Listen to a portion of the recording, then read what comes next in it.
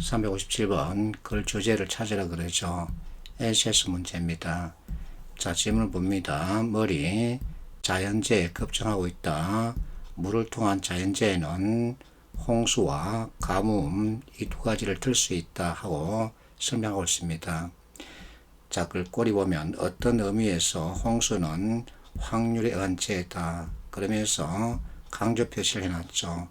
가뭄은 선택에 의한 재해다. 역시 강조 표시를 붙였습니다.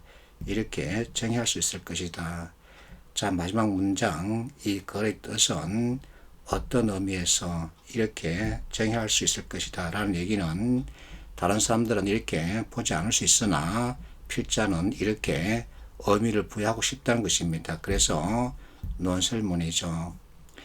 자, 앞에서 글꼬리에 강조 표시가 있을 경우에는 필자가 여기에 특별한 의미를 부여했다. 그러니까 잘 봐. 그 뜻이라 그랬죠. 그렇다면 주제는 무엇일까? 답은 2번입니다. 가뭄으로 인한 재해 특성에 대해서 논하고 싶어 하는 거죠. 왜 2번일까?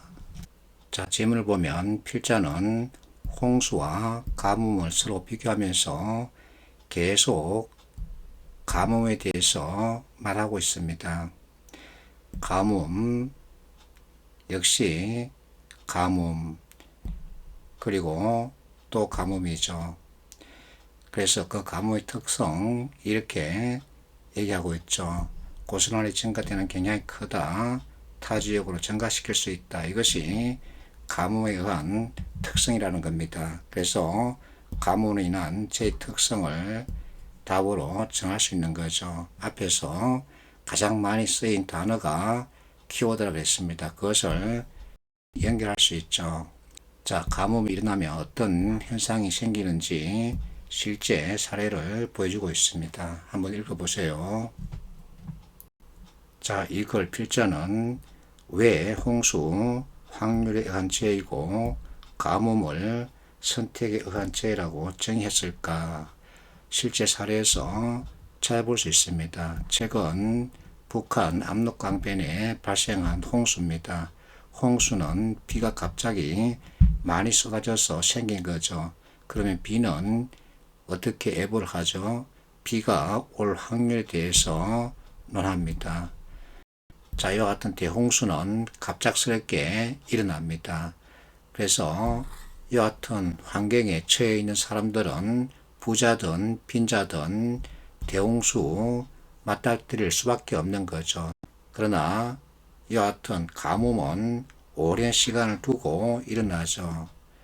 그러면 여기에 속해 있는 사람들은 선택의 갈림길에 서게 됩니다. 무슨 말이냐면 자유와 같은 극심한 가뭄이 지속되면 여기에 속해 있는 사람들 가운데 부자와 빈자 모습은 정반대로 나타날 수밖에 없습니다. 부자는 여유가 있기 때문에 여기서 더 버틸 수 있죠. 그러나 빈자는 버틸 경제적 여유가 없습니다. 그래서 소유하고 있던 자기 자산을 매각하고 이사를 갈 수밖에 없습니다. 자, 빈자가 팔고자 내놓은 자산은 낮은 가격으로 형성되겠죠. 그러면 여유가 있는 부자가 이 자산을 낮은 가격에 매입을 합니다. 자, 시간이 지났습니다. 그러면 부자가 사들인 낮은 가격의 자산은 가격이 오르겠죠. 그러면 부자는 더 큰 부자가 되는 거죠. 이와 같은 상황을 필자가 그대로 설명해 놓고 있습니다.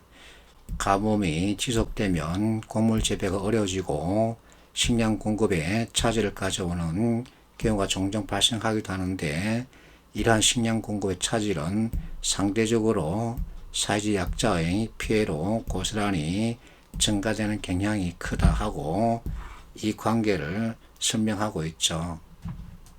358번 12년도 기출문제인데 앞에서 봤던 357번 LCS 문제와 비슷합니다.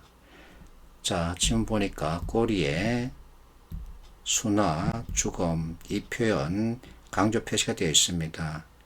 죽음의 충동이란 사실이 있다. 그러면 이 표현만 가지고도 충분히 답을 잘 수 있어야 합니다. 왜냐하면 필자가 여기에 특별한 의미를 부여했기 때문이죠. 자, 죽임은 부정적이죠. 그러면 선택지 가운데 부정적인 뜻을 가지고 있는 것들로 조합된 선택지는 몇 번일까 찾으면 되죠. 그래서 해석하지 않고도 답을 1번으로 정할 수 있습니다.